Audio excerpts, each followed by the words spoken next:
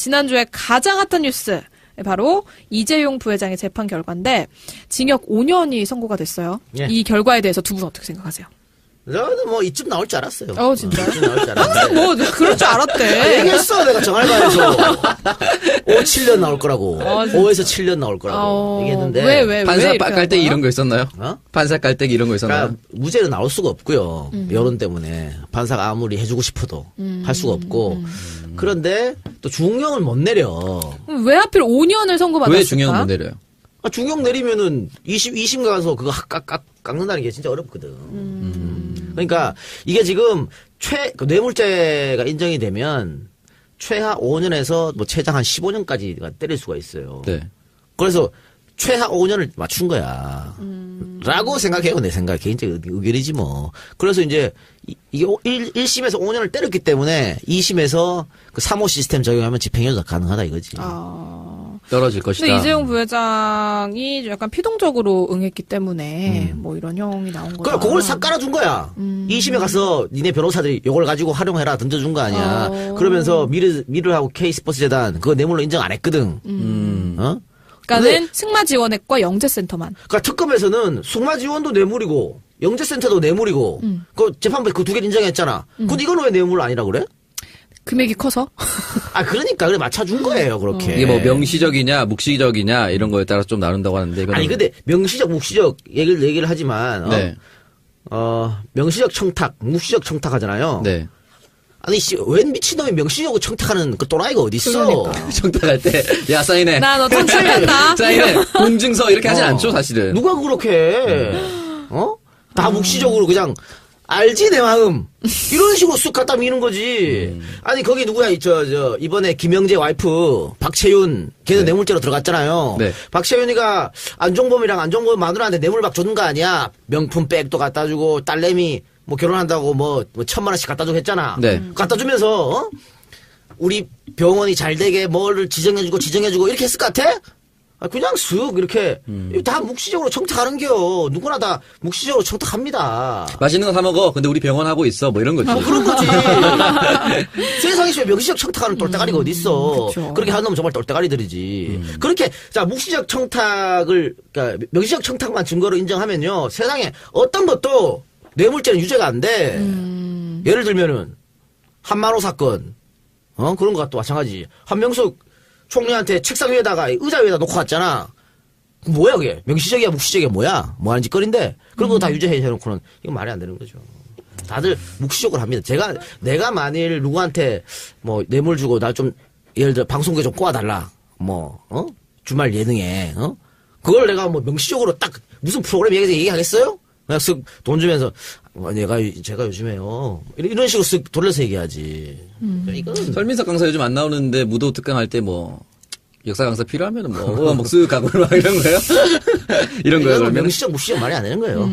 일단 5가지 혐의에 대해서는 모두 유죄가 인정이 됐어요. 그래도 뇌물공여, 횡령, 뭐 재산 국외 도피, 범죄 수익 은닉, 국회 위증 뭐 이런 거.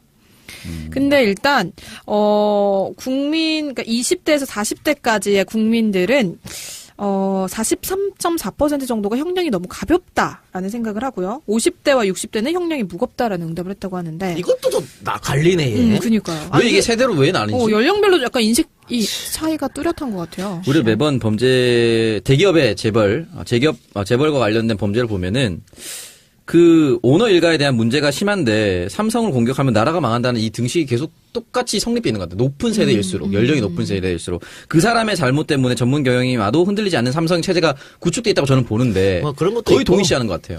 아니 뭐 다 그렇게 하고 살지 뭐 다 깨끗한 사람이 어디 있어. 그 정도는 다 헤쳐먹는 거지. 이런 마인드가 있을 수 있고. 그 나이쯤 가면 그런 걸 너무 많이 봐서 그런가? 예, 그럴 수도 있어요. 뭐 완전히 깨끗한 사람이 어디 있어 이런 거? 그렇죠. 그래서 일단은 그래도 이렇게 뭐 43.4% 절반 가까운 국민이 이렇게 생각을 하고 있다는 거는 뭔가 이 사법부에 대한 불신이 더 커질 수 있는 그런. 만약에 최소로 맞춰줬다고 한 거라면 판사도 그럼 간을 본 거네요? 그건 모르죠. 그냥 제 생각이라는 거지. 어떻게 알아요, 판사? 우리가 추정하기로 간을 본 걸 수도 있는. 김진동 부장판사. 몰라, 내가 어떻게 알아.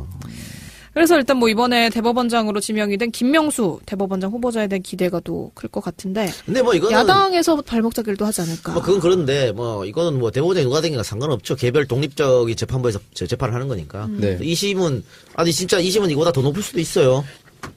그러니까 그건 모르는 일이고 좀 더 지켜봐야 되는 거죠. 이 박범계 의원이 나와서 얘기했던 게 이제 뭐 2심 때 줄어들 수 있는 장량 감경에 대해서 얘기를 했었는데 이게 만약에 정상 참작에 대해서 줄어들려면 그 사람이 잘못에 대한 반성과 뉘우침이 있어야 되는데 지금 억울하다고 계속 얘기하고 있잖아요. 아니 그러니까 이번에 장량 강경을 안 했다고 네. 5년 때리면서 네. 그게 뭐냐 2심 가서 하라는 얘기잖아 장량 강경을 2심에 가갖고 재판장이 장량 강경을 하면은 집행유예로 나온다 이 말이야.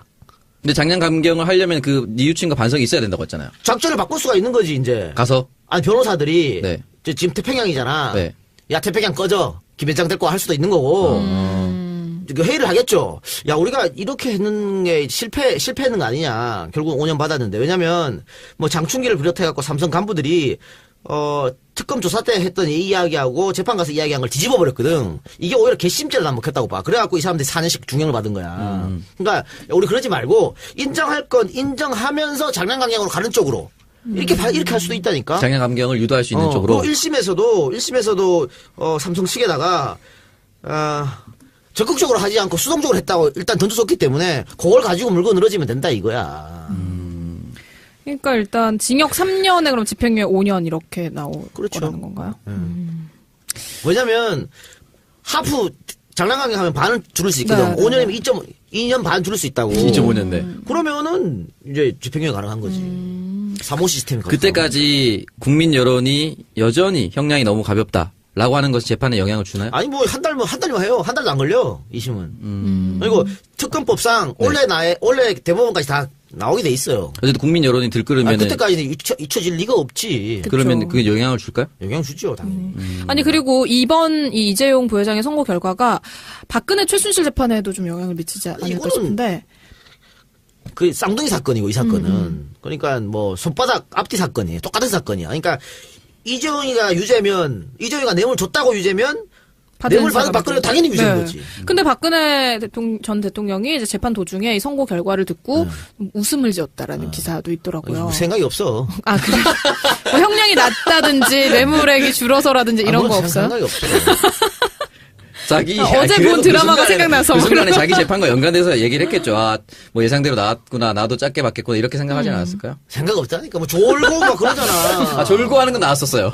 재판 도중에 졸으셨다고 얘기하더라고요. 피곤했나봐. 이럴 수는 있어요. 박근혜가 지금까지 이재용 재판에 3번 증인으로 나올 수 있었는데 한 번도 안 나왔지. 네. 판사가 부인영장 발부해갖고 검사하고 줘가지고 검사가 빵에 갔는데도 안 나왔거든. 그건 뭐냐면 아니 삼성이 잘 할 텐데 뭐. 지그살길을 정관 예우 저 변호사 쓰고 잘 할 텐데 내가 굳이 가서 니네가 알아서 하라니. 근데 니네가 알아서 하라 그랬는데 유죄가 났잖아 뇌물이. 네. 그러니까 2심에서 이재용 증인에 또 부를 거거든. 박근혜를 네. 이번엔 나갈지도 몰라요. 이번엔 나가서 준 적 없습니다. 이거 할 수 있지 이번에는. 쐐기를 박으려고. 씩 살아야 돼 이제는. 그리고 이제 3호가 나오는 거예요? 그러니까 이재용이가 3호 나오게 되면 박근혜도 형량이 줄어들 상이 높아지는 거죠. 그래서 일단 뇌물죄 같은 경우에도 지금 200매덕을 뇌물죄를 인정 안 해줬잖아. 그쵸. 그러니까 박근혜가 그만큼 받아쳐온 게 날아간 거니까. 그러니까 준 뇌물이 인정이 안 되면 받은 뇌물도 인정이 안 되는 그런 느낌. 근데 이제 핵심적인 건 조금 이런 건 있어요. 그 박근혜한테 이게 사실은 돈이 시식한 게 아니잖아. 최순실한테 갔고 정유라한테 간 거잖아. 최순실 회사. 네. 그런데 재판부는 이거 공모로 봤거든, 공모. 그러니까는 뇌물죄가 되는 거야. 최순실은 공무원이 아니기 때문에 뇌물죄가 될 수가 없어요. 뇌물죄는 공모만 되는 거니까. 근데 둘이 공모했으니까 뇌물죄라고 했는데 특검에서 계속 했던 거는 공모가 아니고 경제적 공동체라 그랬거든.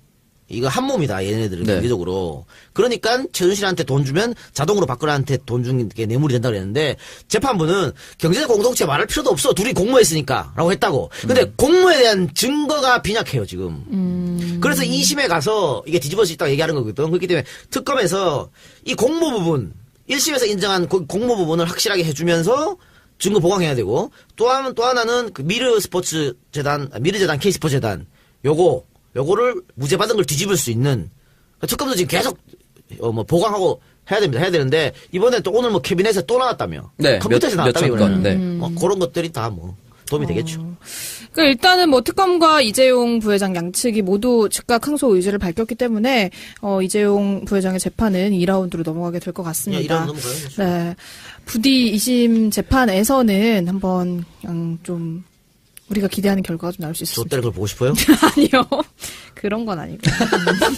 국민들의 눈높이에 맞는 판결. 삼성 행사 많아요? 국민들의 눈높이에 맞는 판결을 한번 해주시길 기대해 보겠습니다. 삼성 관련 행사 했었죠? 아니요.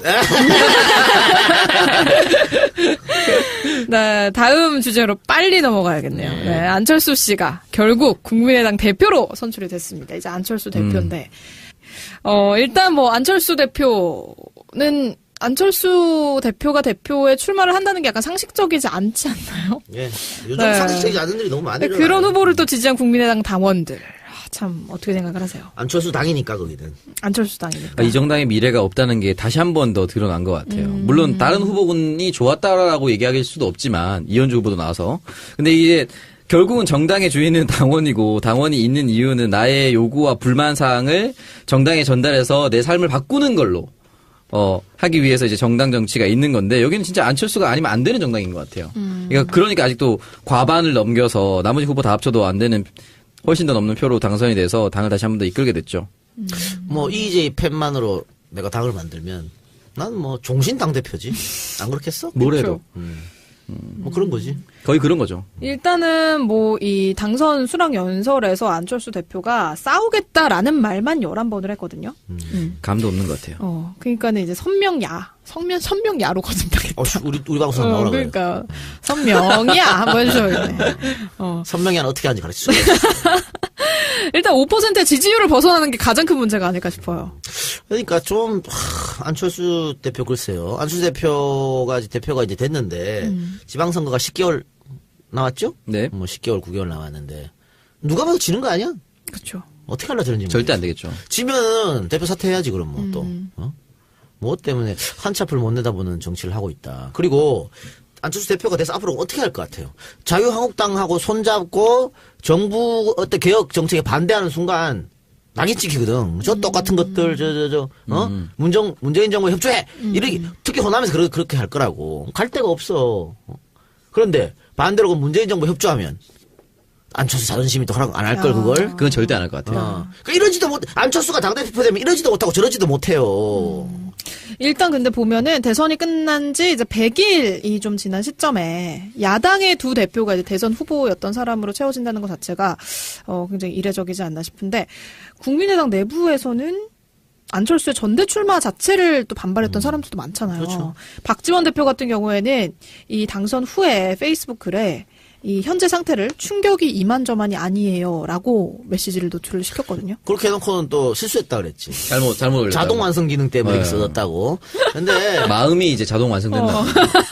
박 대표 정치를 하루 이틀 한 사람도 아니고 이렇게 일부러 흘려놓고 충격이 이만저만 아니에요. 일부러 흘려놓고 실수했어요. 이럴 가능성이 난 매우 높다고 봐요. 이분이 이런 실수를 하지 않고 실수를 가장한 뭔가의 정무적 판단이겠죠. 아유, 제가 팟캐스트 하면서 맨날 뭐 낚시 던진다고 나한테 뭐라 그러잖아요. 다 달려오잖아.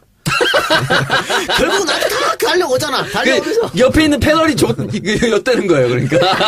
피해줘.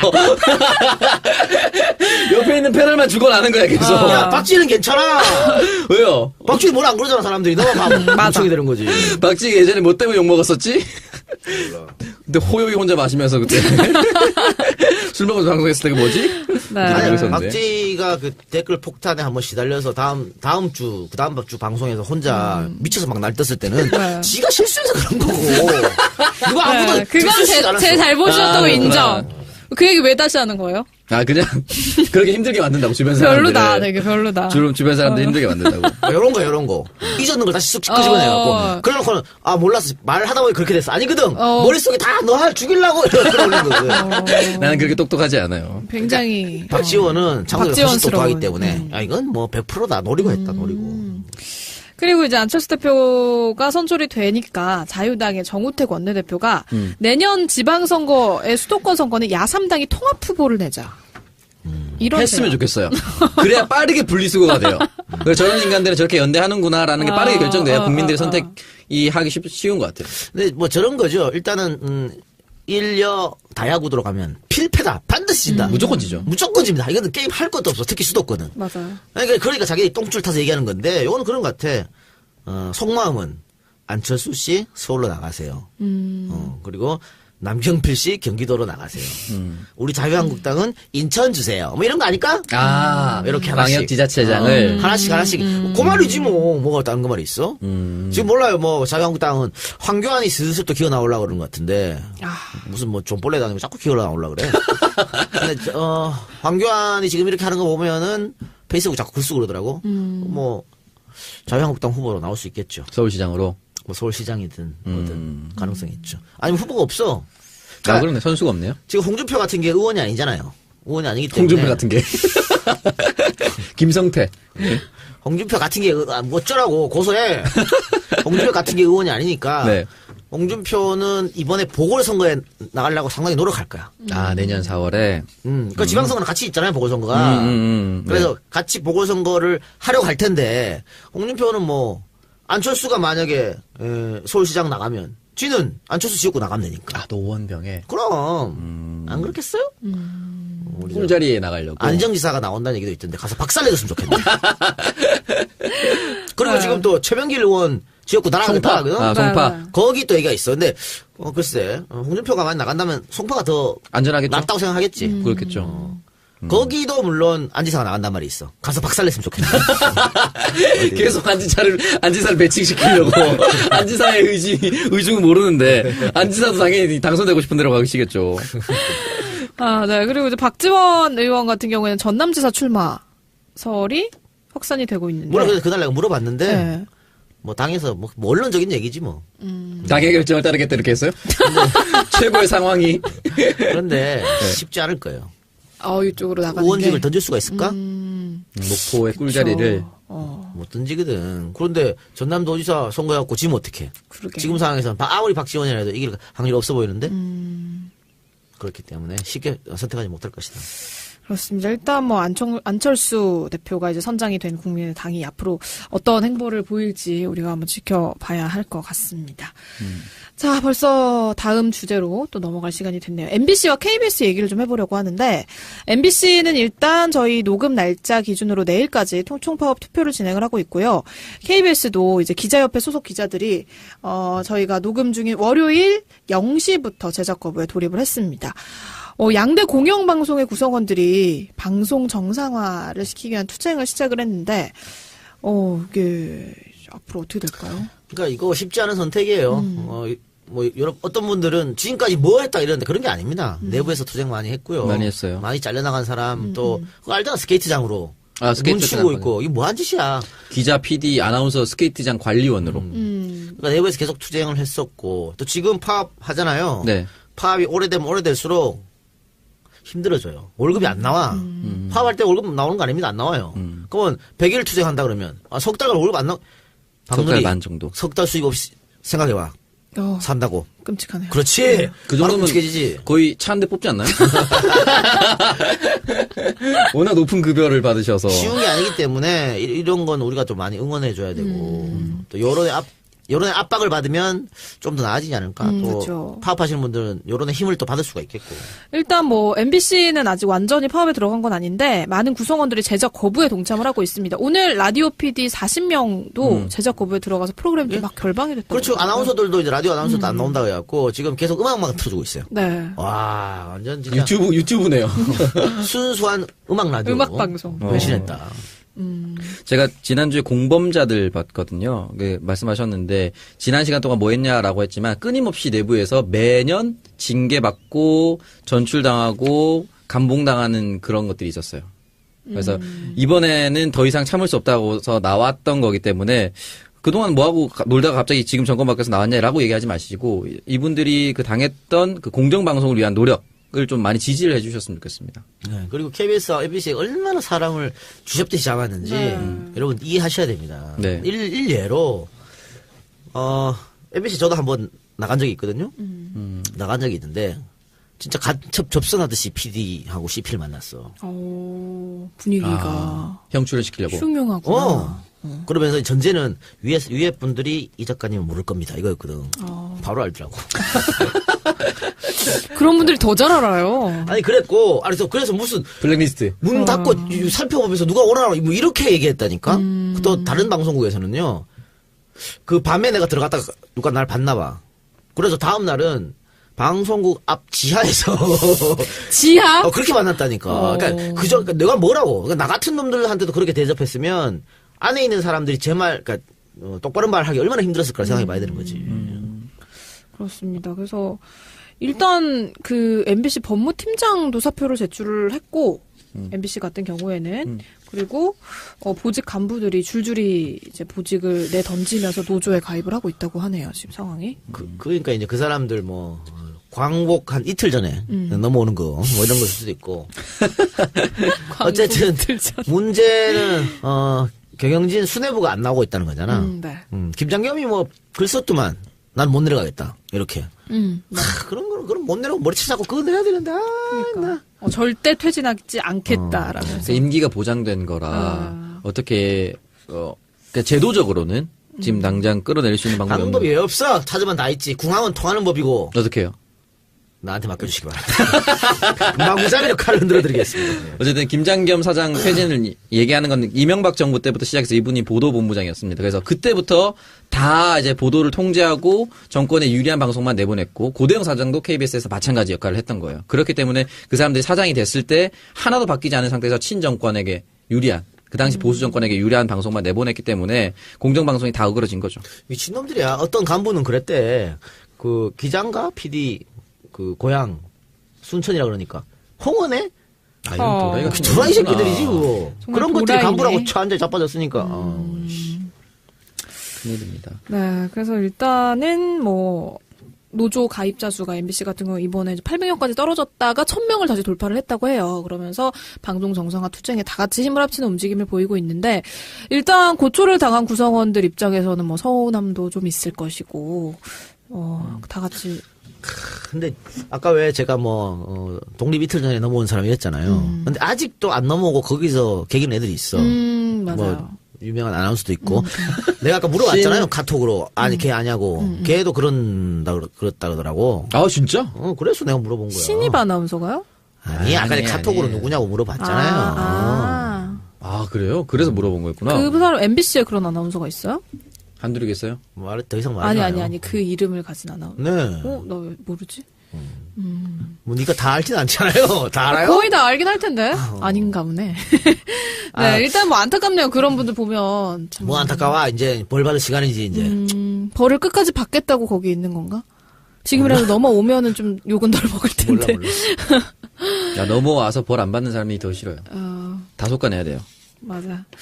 그리고 이제 KBS도 오늘부터 기자협회 소속 기자들이 제작업에 들어갔다라는 뉴스가 올라왔습니다. 그래서 31일부터는 PD협회 소속 PD들의 제작 거부도 이어질 거라고 하는데 그럼 방송 차질이 이제 더 불가피해지는 거네요. 상황이.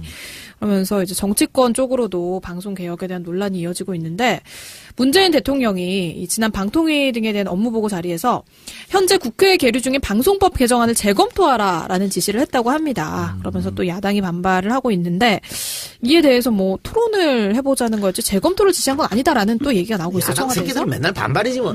봅시다. 근데 이게 뭐냐면 이제 민주당이 야당일 때 이제 민주당 주도로 낸 법안이에요. 그러니까 네. 지금 같은 경우에는 그 여당이 훨씬 많아. 여당 추천 인사가 훨씬 많죠. 그렇기 때문에 여당 마음대로 해요.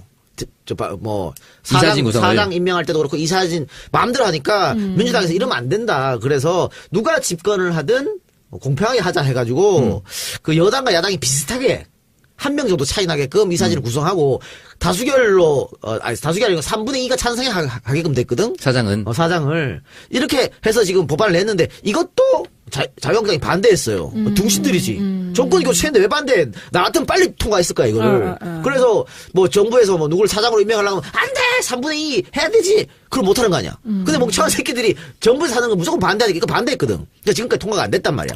통과가 안 됐는데 대통령이 이거 다시 한번 뭐 검토해봐라 라고 하니까 야당에서 또 지랄하는 거지. 아니 니들이 민주당일 때 하자고 해놓고 이제 정권 잡으니까 뭐 많이 바뀌었어? 또 이러는 건데 몰라. 저는 뭐 문 대통령의 깊은 뜻을 알 수가 없습니다만. 그러니까 이게 사실 지금 정부 여당에 굉장히 유리한 내용으로 돼 있는 거잖아요. 지금 유리한 게 아니죠. 지금 현행법은 유리한데 현행방송법 바꾸는 게 유리한 게 개정안이 아니죠. 유리하지 그러니까요. 않아요. 그러니까 문 대통령이 아마 좀 더 유리하게 바꿔라 정부 쪽으로 이런 말 던진 것 같은데 아마 이런 건 이런 것 같아. 야 니네 요거라도 통과 안 시켜주면 아예 예전처럼 확 돌려버린다. 이러지 않았을까? 그런 마음이 있지 않았을까? 그런 어떤 큰 그림을 어떻게 좀 실드가 됐나? 빅픽처. 네. 늘 빅픽처를 생각하시는 분입니다. 그럼. 그래서 야당은 무조건 반대하니까 뭐 신경 쓰지 말고 밀어붙여요. 이 방송 문제는 밀어붙이지 않으면 해결이 나지 않습니다. 이건. 네, 일단 뭐 이번에 이렇게 진행이 될 공영방송의 정상화와 방송 개혁은 언론이 좀 권력에서 자유롭게 독립이 돼서 언론 본연의 임무를 수행할 수 있는 환경을 만드는 거잖아요. 그런 계기가 좀 될 수 있길 기대를 해보겠습니다. 자, 그리고 다음 주제로 또 넘어갈게요. 이 작가님하고도 악연이 있는 분이에요, 이분이. 신현희 강남구청장님. 날 건드리면 다 족대는 거야. 이 작가 조지 몰라? 다 죽는 거야. 아니, 이분이 이제 횡령과 배임 혐의로 고발된 사건 관련해서 이 강남구청의 어떤 간부가 전산실 서버의 전산 자료를 직접 삭제했다라는 보도가 나왔었는데, 이와 관련해서 여선훈 강남구 의원이 이 자료 삭제 현장에 신현희 구청장이 함께 있었다라는 주장을 했거든요. CCTV도 공개가 됐어요. 딱 걸렸죠. 그러니까 배후 조종이 아니고 적극적으로 가담해서 조종하는 거예요. 그러니까 삭제하고 증거를 인멸하는 그 자리에 신현이가 같이 있어가지고 지시했다는 거잖아. 아니 큰일 났네 신현이 진짜. 박살났네. 권력을 이게 미친 듯이 지금 그런 거죠. 내부 고발자에 의해서 나온 거죠. 한 양심적인 직원 덕분에. 그건 그렇고 네. 여선웅 의원 말이지. 네. 여선웅 의원도 정발이 들어가지 않았어? 들어왔습니다. 뭐하냐. 나 참 진짜. 정치 안 한다니까. 안 되니까 안 한다고 하는 거지. 여선웅이 훨씬 낫다. 인물도 훨씬 좋건 이보다. 인물은 아니죠. 정치 감각도 이보다 훨씬 나. 그거는 인정하겠습니다. 아주 감각이 뛰어나시더라고요. 그래서 일단 이번 전산 자료 삭제 관련해서 이 해당 직원이 불이익을 당할 수도 있지 않을까 하는 생각이 들긴 하는데, 뭘 불이익하지. 신현이 끝났는데 이제. 아웃이야, 신현이. 네, 해당 직원이 이제 증거인멸 지시를 거부했었죠. 네네. 거부하고 이제 과장이 직접 삭제하고 대동해서 가긴 했는데, 뭐 일단 공무원이라서 뭐. 근데 이게 사실이면 바로 구속해야 되는 거 아니에요? 뭐 지금 뭐 일단은 뭐 재판 중에 검찰 조사 중인가요? 재판 있으니까 바로 어떻게 결정이 날 거예요. 네, 어쨌든 이 작가님을 건드리면 안 된다는 그럼. 거. 이번 사건을 통해서 또 깨닫습니다. 저주라니까 저주. 가지고 딸내미 뭐 결혼한다고 뭐 1,000만 원씩 갖다 주고 했잖아. 네. 갖다 주면서 우리 병원이 잘 되게 뭐를 지정해주고 이렇게 했을 것 같아? 그냥 쓱 이렇게 다 묵시적으로 청탁하는겨. 누구나 다 묵시적으로 청탁합니다. 맛있는 거 사 먹어. 근데 우리 병원 하고 있어. 뭐 이런 거지. 그런 거지. 세상에서 명시적 청탁하는 똘대가리가 어디 있어? 그쵸. 그렇게 하는 놈은 정말 똘대가리들이지. 그렇게 묵시적 청탁을 그러니까 명시적 청탁만 증거로 인정하면요, 세상에 어떤 것도 뇌물죄는 유죄가 안 돼. 예를 들면은 한만호 사건, 그런 것도 마찬가지. 한명숙 총리한테 책상 위에다가 의자 위에다 놓고 갔잖아. 뭐야 그게? 명시적이야 묵시적이야 뭐야? 뭐 하는 짓거리인데 그런 거 다 유죄해놓고는 이건 말이 안 되는 거죠. 다들 묵시적으로 합니다. 내가 만일 누구한테 뭐 뇌물 주고 날 좀 예를 들어 방송국에 좀 꼬아달라. 주말 예능에 그걸 내가 뭐 명시적으로 딱 무슨 프로그램 얘기하겠어요? 그냥 쓱 돈 주면서 제가 요즘에요 이런 식으로 쓱 돌려서 얘기하지. 이거는 설민석 강사 요즘 안 나오는데 무도 특강할 때 뭐 역사 강사 필요하면 뭐 쓱 가고 막 이런 거요? 이런 거요 그러면? 명시적 묵시적 말이 안 되는 거예요. 일단 5가지 혐의에 대해서는 모두 유죄가 인정이 됐어요. 그래도 뇌물공여, 횡령, 뭐 재산 국외 도피, 범죄 수익 은닉, 국회 위증 뭐 이런 거.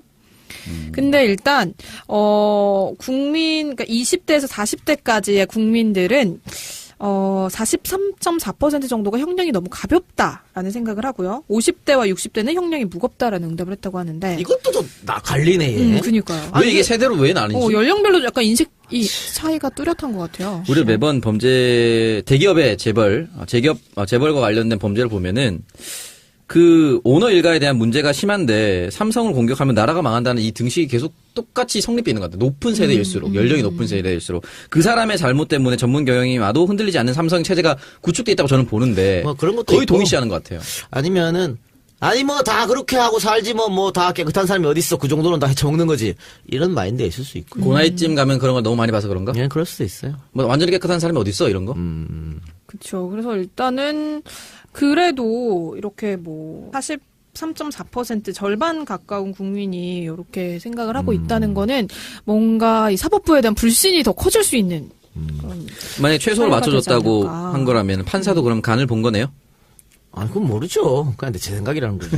뭐 어떻게 알아요, 판사? 우리가 추정하기로 간을 본 걸 수도 있는. 김진동 부장판사. 몰라, 내가 어떻게 알아. 그래서 일단 뭐 이번에 대법원장으로 지명이 된 김명수 대법원장 후보자에 대한 기대가 또 클 것 같은데 근데 뭐 이거는. 야당에서 발목 잡기를 또 하지 않을까. 뭐 그건 그런데 뭐 이거는 뭐 대법원장이 누가 되기가 상관없죠. 개별 독립적인 재판부에서 재판을 하는 거니까. 네. 2심은 아니 진짜 2심은 이거보다 더 높을 수도 있어요. 그러니까 그건 모르는 일이고 좀 더 지켜봐야 되는 거죠. 이 박범계 의원이 나와서 얘기했던 게 이제 뭐 2심 때 줄어들 수 있는 장량 감경에 대해서 얘기를 했었는데 이게 만약에 정상 참작에 대해서 줄어들려면 그 사람이 잘못에 대한 반성과 뉘우침이 있어야 되는데 지금 억울하다고 계속 얘기하고 있잖아요. 아니 그러니까 이번에 장량 강경을 안 했다고 네. 5년 때리면서 네. 그게 뭐냐 2심 가서 하라는 얘기잖아 장량 강경을 2심에 가갖고 재판장이 장량 강경을 하면은 집행유예로 나온다 이 말이야. 근데 장량 감경을 하려면 그 뉘우침과 반성이 있어야 된다고 했잖아요. 작전을 바꿀 수가 있는 거지 이제. 가서 아니 변호사들이 네. 지금 태평양이잖아. 네. 야 태평양 꺼져 김회장 데리고 할 수도 있는 거고. 그 회의를 하겠죠. 야 우리가 이렇게 했는 게 실패했는 거 아니냐. 결국 5년 받았는데 왜냐면 뭐 장충기를 비롯해갖고 삼성 간부들이 특검 조사 때 했던 이 이야기하고 재판 가서 이야기한 걸 뒤집어 버렸거든. 이게 오히려 괘씸죄를 남복했다고 봐. 그래갖고 이 사람들이 4년씩 중형을 받은 거야. 그러니까 우리 그러지 말고 인정할 건 인정하면서 장량강경으로 가는 쪽으로 이렇게 할 수도 있다니까. 장량 감경을 유도할 수 있는 쪽으로. 1심에서도 삼성 측에다가 적극적으로 하지 않고 수동적으로 했다고 일단 던져줬기 때문에 그걸 가지고 물고 늘어지면 된다 이거야. 그러니까 일단 징역 3년에 그럼 집행유예 5년 이렇게 나올 그렇죠. 거라는 건가요? 왜냐면 하프 장량강경 하면 반을 줄일 수 있거든. 네, 네, 5년이면 2.2년 반 줄일 수 있다고. 2.5년대. 그러면은 이제 집행유예 가능한 거지. 3호 시스템이 그때까지 국민 여론이 여전히 형량이 너무 가볍다라고 하는 것이 재판에 영향을 주나요? 아니 뭐 한 달만 해요. 한 달도 안 걸려. 2심은. 그리고 특검법상 원래 대법원까지 다 나오게 돼 있어요. 어쨌든 국민 여론이 들끓으면 그때까지는 잊혀질 리가 없지. 그러면 그게 영향을 줄까요? 영향 주죠, 당연히. 아니 그리고 이번 이 이재용 부회장의 선고 결과가 박근혜 최순실 재판에도 좀 영향을 미치지 않을까 이거는 싶은데 그 쌍둥이 사건이고 이 사건은. 그러니까 뭐 손바닥 앞뒤 사건이에요. 똑같은 사건이야. 그러니까 이재용이가 이재용이가 뇌물 줬다고 유죄면 뇌물 받은 박근혜 당연히 유죄인 거지. 근데 박근혜 전 대통령이 이제 재판 도중에 이 선고 결과를 듣고 웃음을 지었다라는 기사도 있더라고요. 생각이 없어. 아 그래? 뭐 형량이 낮다든지 뇌물액이 줄어서라든지 이런 거 없어요? 생각이 없어. 자기 어제 그래도 본 드라마가 생각나서 그 순간에 자기 재판과 연관돼서 얘기를 했겠죠. 뭐 예상대로 나왔구나, 나도 짧게 받겠구나 이렇게 생각하지 않았을까요? 생각 없다니까. 뭐 졸고 막 그러잖아. 졸고 하는 건 나왔었어요. 재판 도중에 졸셨다고 얘기하더라고요. 피곤했나봐. 이럴 수는 있어요. 박근혜가 지금까지 이재용 재판에 3번 증인으로 나올 수 있었는데 한 번도 안 나왔지. 네. 판사가 부인 영장 발부해갖고 검사하고 줘가지고 검사가 빵에 갔는데도 안 나왔거든. 그건 뭐냐면 아니 삼성이 잘 할 텐데 뭐. 지그살길을 정관 예우 저 변호사 쓰고 잘 할 텐데 내가 굳이 가서 니네가 알아서 하라니. 근데 니네가 알아서 하라 그랬는데 유죄가 났잖아 뇌물이. 네. 그러니까 2심에서 이재용 증인에 또 부를 거거든. 박근혜를 네. 이번엔 나갈지도 몰라요. 이번엔 나가서 준 적 없습니다. 할 수 있지 이번에는. 쐐기를 박으려고. 직 살아야 돼 이제는. 그리고 이제 3호가 나오는 거예요? 그러니까 이재용이가 3호 나오게 되면 박근혜도 형량이 줄어들 상이 높아지는 거죠. 그래서 일단 뇌물죄 같은 경우에도 지금 200매덕을 뇌물죄를 인정 안 해줬잖아. 그쵸. 그러니까 박근혜가 그만큼 받아쳐온 게 날아간 거니까. 그러니까 준 뇌물이 인정이 안 되면 받은 뇌물도 인정이 안 되는 그런 느낌. 근데 이제 핵심적인 건 조금 이런 건 있어요. 그 박근혜한테 이게 사실은 돈이 시작한 게 아니잖아. 최순실 씨한테 갔고 정유라한테 간 거잖아. 최순실 회사. 네. 그런데 재판부는 이거 공모로 받거든, 공모. 그러니까는 뇌물죄가 되는 거야. 최순실은 공무원이 아니기 때문에 뇌물죄가 될 수가 없어요. 뇌물죄는 공모만 되는 거니까. 근데 둘이 공모했으니까 뇌물죄라고 했는데 특검에서 계속 했던 거는 공모가 아니고 경제적 공동체라 그랬거든.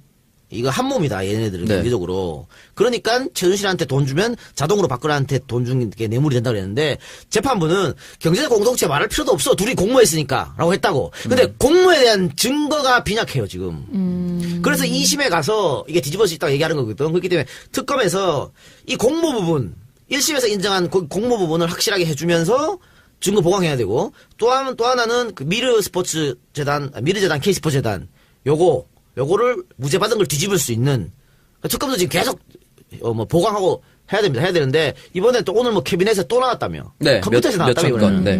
그런 것들이 다 도움이 되겠죠. 그러니까 일단은 특검과 이재용 부회장 양측이 모두 즉각 항소 의지를 밝혔기 때문에 이재용 부회장의 재판은 2라운드로 넘어가게 될 것 같습니다. 2라운드 넘어가요. 네. 부디 2심 재판에서는 한번 그냥 좀 우리가 기대하는 결과가 좀 나올 수 있습니다. 저때를 그걸 보고 싶어요? 아니요. 그런 건 아니고. 국민들의 눈높이에 맞는 판결. 삼성 행사 많아요? 네. 국민들의 눈높이에 맞는 판결을 한번 기대해 보겠습니다. 삼성 관련 행사 했었죠? 아니요. 네, 다음 주제로 빨리 넘어가야겠네요. 네, 안철수 씨가 결국 국민의당 대표로 선출이 됐습니다. 이제 안철수 대표인데, 일단 안철수 대표가 지난주에 가장 핫한 뉴스, 바로 이재용 부회장의 재판 결과인데 징역 5년이 선고가 됐어요. 예. 이 결과에 대해서 두 분 어떻게 생각하세요? 저는 이쯤 나올 줄 알았어요. 진짜요? 이쯤 나올 줄 알았는데. 항상 그럴 줄 알았대. 얘기했어, 내가 정알바에서. 7년 나올 거라고. 5에서 7년 나올 거라고. 얘기했는데. 왜 판사 이렇게 깔때기 한 이런 거 있었나요? 판사 깔때기 이런 거 있었나요? 그러니까 무죄는 나올 수가 없고요. 여론 때문에. 판사가 아무리 해주고 싶어도 할 수가 없고. 그런데 또 중형을 못 내려. 왜 하필 5년을 선고받았을까? 왜 중형을 못 내려요? 중형 내리면은 2심 가서 그거 깎는다는 게 진짜 어렵거든. 그러니까 이게 지금 뇌물죄가 인정이 되면 최하 5년에서 최장 한 15년까지가 때릴 수가 있어요. 네. 그래서 최하 5년을 맞춘 거야. 라고 생각해요. 내 생각. 개인적 의견이지 뭐. 그래서 이제 이게 1심에서 5년을 때렸기 때문에 2심에서 그 3호 시스템 적용하면 집행유예가 가능하다 이거지. 떨어질 것이다. 근데 이재용 부회장이 약간 피동적으로 응했기 때문에 이런 형이 나온 거죠. 그래, 그걸 싹 깔아준 거야. 2심에 가서 니네 변호사들이 요걸 가지고 활용해라 던져준 거 아니야. 그러면서 미르하고 K스포츠재단 그거 뇌물로 인정 안 했거든. 그러니까는 승마 지원액과 영재센터만. 그러니까 특검에서는 승마 지원도 뇌물이고 영재센터도 뇌물이고 그 재판부에 그 두 개를 인정했잖아. 근데 이건 왜 뇌물 아니라 그래? 금액이 커서? 그러니까 그래 맞춰준 거예요 그렇게. 이게 명시적이냐 묵시적이냐 이런 거에 따라 좀 나눈다고 하는데 이거는 아니 근데 명시적 묵시적 얘기를 하지만 네. 명시적 청탁 묵시적 청탁 하잖아요. 네. 아니 웬 미친놈이 명시적으로 청탁하는 그 또라이가 어딨어. 그러니까. 청탁할 때 야 사인해. 나 너 청탁한다. 사인해. 공증서 이렇게 하진 않죠 사실은. 누가 그렇게 해? 다 묵시적으로 그냥 알지 내 마음 이런 식으로 쑥 갖다 미는 거지. 아니 거기 누구야 이번에 김영재 와이프 박채윤 걔도 뇌물죄로 들어갔잖아요. 네. 박채윤이가 안종범 마누라한테 뇌물 막 줬는 거 아니야. 명품 백도 갖다